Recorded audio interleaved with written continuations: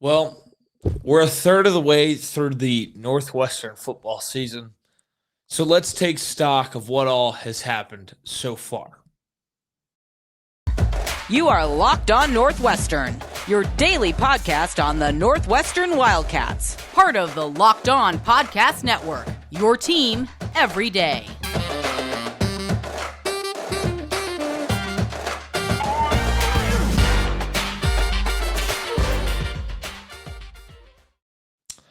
Welcome in. This is Locked On Northwestern, part of the Locked On Podcast Network, your team every day.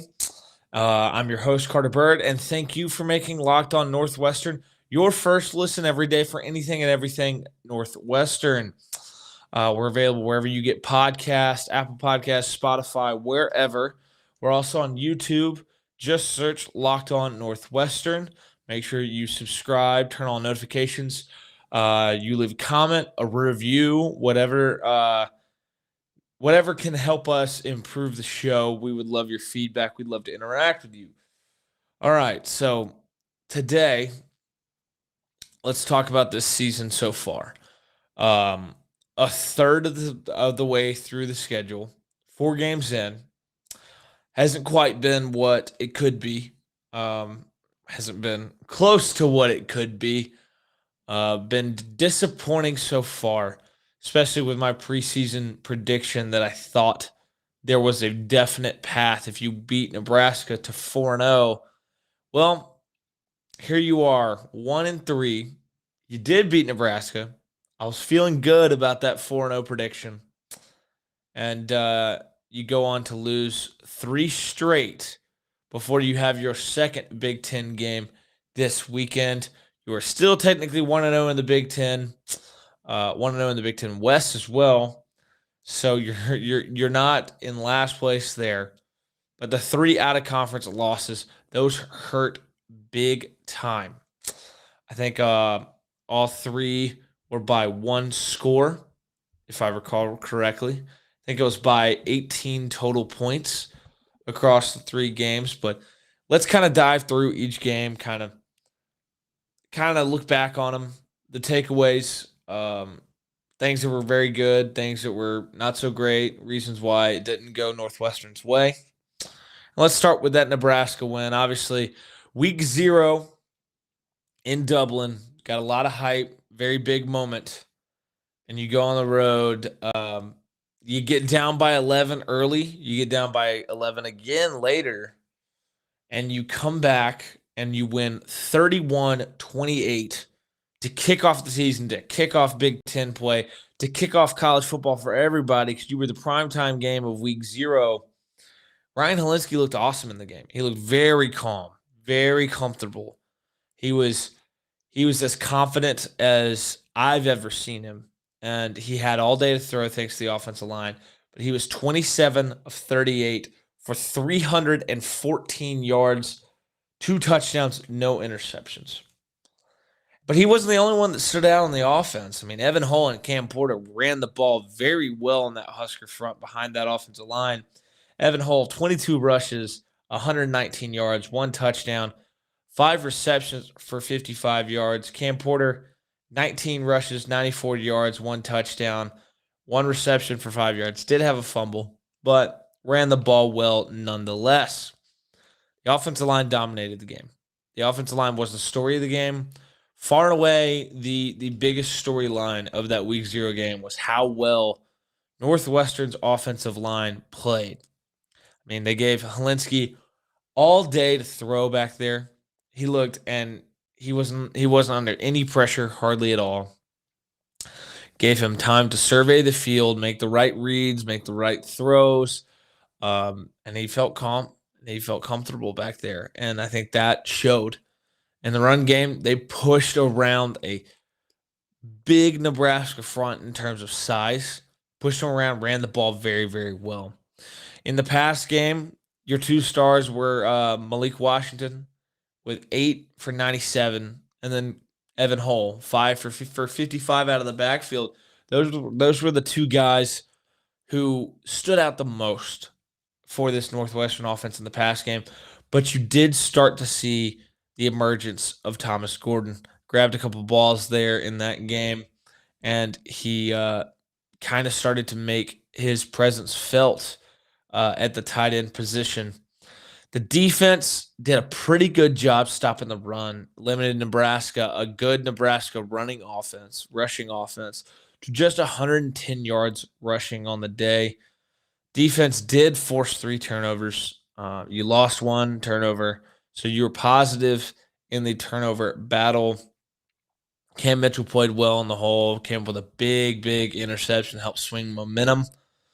Xander Mueller came up with a big interception, and the defense recovered a fumble as well. The issue, though, was the secondary got banged up, and those effects have been felt ever since. Starting to get guys back now from that.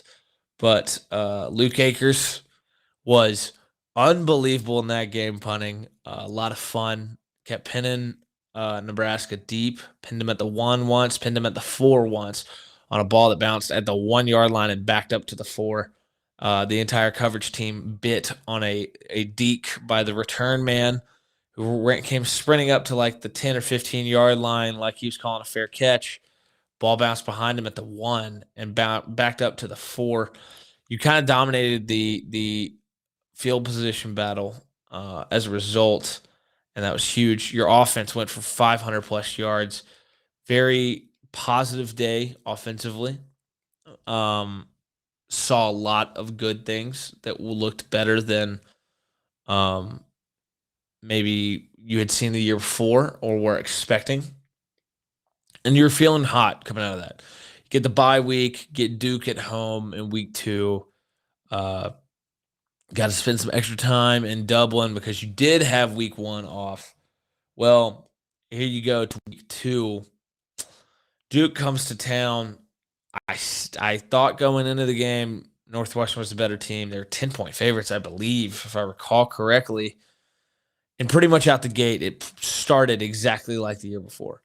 Northwestern dug a massive hole. 21-0 hole right off the bat. Tough to overcome that. Big plays, some head-scratching plays. Saw Cam Mitchell give up a big 80-yard pass on a play that he thought he was interfered with, and then he kind of gave up on it and then had to start running again and run it down. Too many explosive plays, especially early on, especially in your home opener in front of your fans, coming off a big win. Helinski was solid. He was 36 of 60 for 435 yards, 2 touchdowns, 1 interception. But the story of this game on offense was Evan Hull. Evan Hull went supernova, superhuman, Super Saiyan, whatever you want to call it. 17 rushes, 65 yards, 1 touchdown. Not that impressive in its own respect, but this is where it got crazy. 14 receptions, 213 yards, and 1 touchdown. He quite literally put the offense on his shoulders, and he said, "Get on board, boys, because we're gonna climb our way back in this game." And sure enough, they did. But at the end of the day, some critical turnovers late caused that comeback to come up short. You lose the turnover battle 3-1. So you're -2 in the turnover battle there. Helinski threw a bad interception late that he shouldn't have thrown. That put you down 8, and then Evan Hull trying to just carry you and will the team down the field. Fumbled crossing the goal line, goes for a touchback. We've seen it happen a bunch. Saw it happen this past weekend. I mean, you see it all over college football, all over the NFL. That fumble going into the end zone for a touchback. But I don't blame Evan Hull because you would not have been in that situation without him. Offense went for well over 500 yards. Awesome performance by them. But the defense got run on, and that was the issue. Is the defense gave up 221 yards rushing. Secondary, a lot of new guys back there. You're banged up. Gave up some explosive plays, one of which was an 80-yard pass that we talked about earlier. The other was a ball through the hands of one Duke receiver into the hands of one behind him for 50-something yards. You just didn't do a good job limiting the explosive play. And you dug that hole, and your critical turnovers kept you from coming back in that game. I thought you were the better team. I still believe you are the better team. But that one was a big blow to the confidence of this Northwestern team. So you fought a 1-1, and you feel like you should be 2-0, and you go into the next game against Southern Illinois, FCS team that struggled to stop the pass. We're giving them like 380 yards passing coming in, and you kind of have a head scratcher. Helinski was rattled from the word go. Like, he wasn't under a lot of pressure. It were really like he just was uncomfortable. And so he was 27 of 43 for 213 yards. Just at a certain point, they quit pushing the ball down the field. 1 touchdown, 2 interceptions. I think after that second pick, you saw them kind of tighten the reins on him and say, okay, we're gonna keep it all short. We're gonna try to keep you comfortable. Evan Hull, he was good. 25 rushes, 124 yards, 1 touchdown, 8 catches for 33 yards. Not quite what you saw the week before, but still very strong. Malik Washington was solid, 4 receptions, 76 yards and a touchdown. Defense got passed on some, though. Defense struggled at times to pass, to stop a short quarterback that can kind of scramble back there, create space, and then make some plays in the pass game. You get 260 yards to a Southern Illinois team that I think is a solid FCS team, made the playoffs last year. Their record was 0-2 coming in, but that was misleading. But you still shouldn't lose that game. And you end up losing that game 31-24. And boy, that one just leaves a bad taste in your mouth. All of a sudden, you're sitting there kind of shaking a little bit. 1-2 when you very easily should be 3-0. You could be 3-0. You should be 3-0. You're the better team each of those games. And that brings you to last weekend against Miami of Ohio, MAC team. And it was just a grinded out kind of game, Helinski was fine. 26 of 44 for 257 yards, no touchdowns, no picks. You'll take that out of him. Evan Hull struggled, though. First time we've seen him really struggle at all. 21 rushes, 62 yards, 2 receptions, 10 yards. By far his worst game of the season. Cam Porter, though, his backup, looked good to the point that it was a little confusing that he wasn't getting more opportunities. 7 rushes, 42 yards, had a rushing touchdown as well. I'm still puzzled why he doesn't get the ball more in the passing game, especially after he started to show some explosiveness after a rough week 2 against Duke. But yet again, you're plagued by unfortunate turnovers. Malik Washington was having a good game, and then he fumbled twice, and you can't have that happen.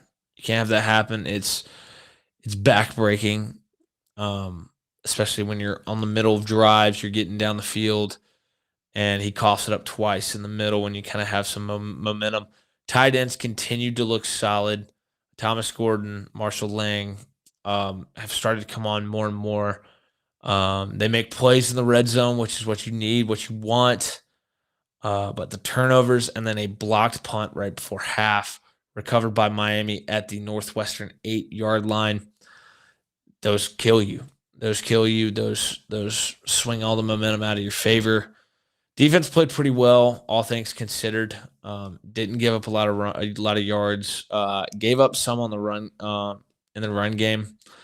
A lot of that was blown out of proportion by a 66-yard run late.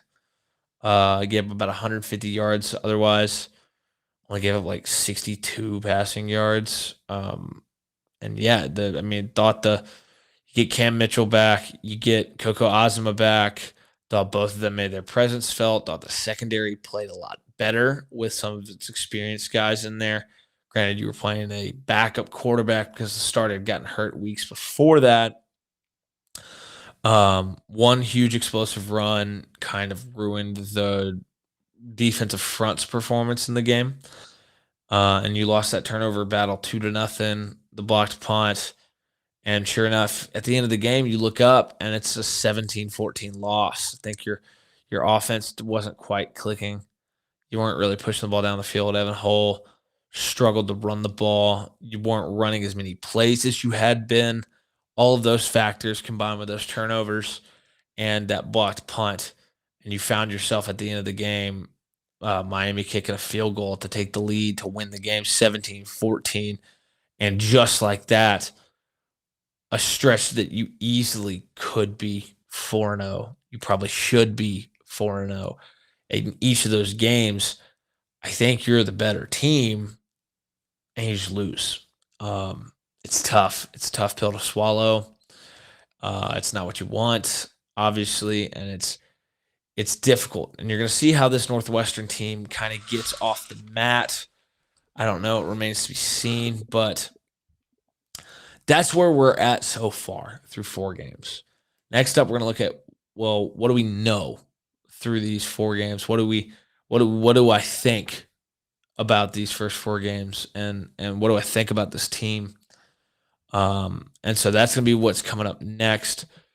But first, let's talk about our friends at Upside. From cringing at the pump to getting an eye-popping check at your favorite restaurant, inflation is hitting us all where it hurts, and it really hurts. That's why I started using Upside. Upside is an incredible app for anyone who buys gas, groceries, or dines out. With every purchase, I'm earning cash back thanks to Upside. Upside is something that's been huge for me as I try to save money, and I've been going through the moving process to my new place here over the last month or two. It's been a great tool that I've come across, and thanks to the Locked On Podcast Network kind of putting me on it, and I'm glad that they've put me on it and allowed me to start help saving money. To get started, download the free Upside app, use promo code LOCKED, and get $5 or more cash back on your first purchase of $10 or more. Next, claim an offer for whatever you're buying on Upside. Check in at the business, pay as usual with a credit or debit card, and get paid. In comparison to credit card rewards or loyalty programs, you can earn 3 times more cash back with Upside. Upside users are earning more than $1 million every week. That's probably why they have a 4.8 star rating on the App Store. Download the free Upside app. Use promo code LOCKED to get $5 or more cash back with your first purchase of $10 or more. That's $5 or more back on your first purchase of $10 or more using promo code LOCKED. All right, so now that we've talked about, I guess, the season to this point, the 4 games, the should be 4-0 start, the 1-3 start that is, but the 1-0 in conference play. Let's talk about what do we know through 4 games. Well, I think we know that Ryan Helinski is much improved. He's not the guy that we've seen to this point in his career. But as much as he's improved, he really looked like he really did look like a brand new shiny toy for Mike Bajakian and the offense the first couple games. And that shine's come off a little bit last couple games. That third game was rough. This past game, maybe you didn't fully trust him to go back to what he'd been the first 2 weeks. But he played fine. He played plenty good enough to win. You just didn't get some of the other one-on-one wins, some of the other performances that you need with him on the offense. Though Evan Hull has been unbelievable. Last week struggled, but besides that, he's been everything you could ask for and more. Phenomenal player. 300 yards rushing, 300 yards receiving. Really impressive this season so far. And I think he's just going to keep it up as the season goes on because his offensive line is really, really good. And I think that sometimes they can be great. But generally, they are good in every performance they've had. They've been one of the highest graded units on the offense. Each week they are. They've got like 3 or 4 of the top 5 or 6 grades every single week on the offense. Um, and that's part of the reason why you kind of are frustrated because the offensive line is good, the running back is good, the quarterback has been good. Yet you find yourself 1-3, but you should be 4-0. You've been the best team in all 4 games, and a serious reason why things haven't gone your way is the defense seriously lacks lateral speed. When teams attack the edge and attack the edge effectively against this Northwestern team, especially at that second level with the linebackers, especially when you've been as banged up on the back end as Northwestern's been, you get exposed a little bit, and you've seen that at times. It's not a great side-to-side defense. They're very much more a north and south come downhill and make plays, make tackles. The DBs have been crazy banged up this year. One point you were down like 4 bodies in the out of your first 5 or 6 guys against Southern Illinois, and now you're starting to get some guys back. Maybe and you start to see the impact. They played a lot better on Saturday. Maybe they keep that up. Maybe this defense kind of starts to come around, and it starts with that back end getting healthy. But what you have noticed is there's just no depth on that back end. It's when those guys go down, this group was in trouble, and they struggled at times. They gave up big plays at times. The other thing, Northwestern's not good enough to win games while losing the turnover battle. I mean, you just can't do it. And you're doing it too often right now. Defense isn't producing, isn't turning over teams that often. And the offense has really, really untimely turnovers to this point in the season. Special teams has been a big hit and miss operation this year. Luke Akers was awesome in week 1, and when he does get the punts off, I mean, he's good. But, blocked punt last week, and boy, did that one hurt. Boy, did that one essentially allowed a Miami team to stay in that game, to feel have some confidence going into half. And, I mean, if they don't have the 8-yard drive off the block punt for a touchdown, what real positives would Miami have had offensively going to the half? I mean, there really wouldn't have been much of anything. Stage has been pretty hit or miss on field goals, pretty spotty. He's got a couple misses already, a couple makes. Has handled his extra points fine, but a little inconsistent there. On the other side, you have blocked 2 field goals of your opponents in back-to-back weeks, which has been huge. It's been helpful. It's allowed you to stay in games and compete, but it's just been really inconsistent and up and down on special teams. Puzzling because special teams is generally an area where coaching is the biggest thing. It's the easiest thing to flip with coaching. And we know that this Northwestern coaching staff is good. We know that Pat Fitzgerald is a great coach. What do I think through 4 games? I think Northwestern's better than its 1-3 record. And I don't think they're getting credit for whether they make sense that they're not getting credit for it nationally. They don't get credit for a lot of things nationally. But I think people think this Northwestern team is a lot worse than they are. It feels like every time in a big spot there's a pivotal play, it goes against Northwestern, and that's tough. It's tough to overcome, and you saw it on Saturday. The blocked punt, fumbles, just nothing really went their way. Some turnovers and some penalties in big spots. As far as going forward, Northwestern has to get more pressure on quarterbacks. They're not getting enough pressure with the D-line. This team is capable of winning more games in Big Ten play. They absolutely can. The Big Ten is beatable. There are a lot of beatable teams in the Big Ten, but you have to get better performance out of the D-line. You still lack that athleticism, that depth, and that speed on defense. specifically at the second level and on the third level as far as depth.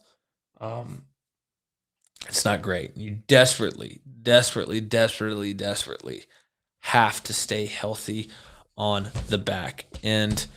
But yeah, those are the things that I think we know through 4 games, and the things that I think I know about this Northwestern team through 4 games so far. Here in a second, we're going to talk about the expectations going forward. But first, know what your team is up against across the Big Ten with Locked On Big Ten. Everyday host Nate Dickinson and the local experts of Locked On take you across the Big Ten in 30 minutes. Make Locked On Big Ten your second listen. Locked On Big Ten. All right. So now that we know everything about what we know from big picture wise from these 4 games and what we think we know from these first 4 games, let's just look here at the rest and what should be the expectations. Well, first, Big Ten play is back. Second Big Ten game. You go to State College. You take on Penn State. You are enormous underdogs in this game, but I think you can compete. I think there is an avenue to compete. I want to see this Northwestern team stop the run. I want to see them establish Evan Hull. Evan Hull did not have a great game last week. I want to see him get back into having those solid games behind a good offensive line. And then you got to find a way to win the turnover battle. Got to find a way to win the turnover battle. You haven't done a good job of that recently. If you do that, you very easily can turn that game into a game in the fourth quarter. I think the line's a little out of whack, and we'll talk about that later in the week. But it'll be interesting to see how this Northwestern team responds in its first true road test, true road game.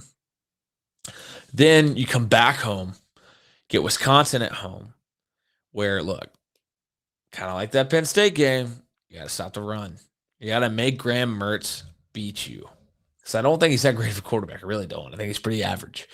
Again, you have to find a way to start winning the turnover battles. And these games where you're outmatched athlete for athlete, you got to win the turnover battle. And you got to run the football. You got to run the football behind that offensive line. I very much believe that Northwestern can hang with Wisconsin. But you got to do those things right there. You got to run the ball. You got to stop the run. You got to make Mertz beat you. I don't think he can. And you got to win that turnover battle. Then you get your bye week. You come off your bye, and you go on the road to Maryland. And I think you just got to find a way to put some pressure on Maryland. See if you can make Talia Tagovailoa uncomfortable. And then again, like, force some turnovers. We've seen him at times turn the ball over in his career. Why not get you 2-3 picks? Why not get you a fumble? I mean, that's going to be the type of thing that against a high-scoring team, a team that can put up points in Maryland, Northwestern's going to need. And then the offense has to come out and they have to click in that game. But I think this Northwestern team, if it wins the turnover battle, if it clicks on offense, it can hang in a game like that for 4 quarters. And then at that point, I mean, who knows what happens. Then you get Iowa on the road. This is one that I think Northwestern is going to go get. I think they're going to go beat this team. I know Iowa's defense is awesome. It's great. They don't give up points. But find a way to make it easy on Helinski. Make sure he's comfortable. And then let your workhorse running backs in your offensive line do the work for you. But make Spencer Petras beat you. He's legitimately the worst quarterback in the Power 5 in my estimation. So I want him to be the one to beat you. Put the pressure on the Iowa offense to win the game. I don't think they can. Next, you get Ohio State. And that's just find a way not to get bulldozed. Show some fight. It's going to be hard.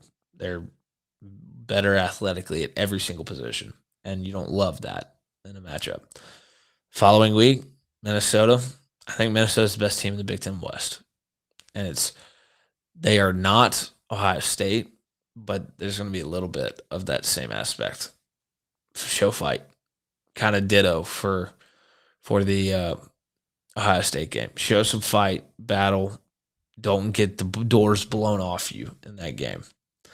Then Purdue. Give Purdue trouble on the road.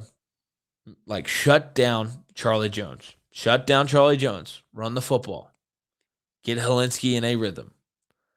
Helinski in a rhythm makes that offense go. When you can trust him to make the right decisions. When you kind of get him in that flow behind that offensive line, that's when we've seen an explosive Northwestern offense.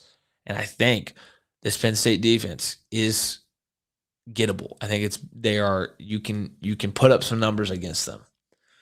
Finally, beat Illinois.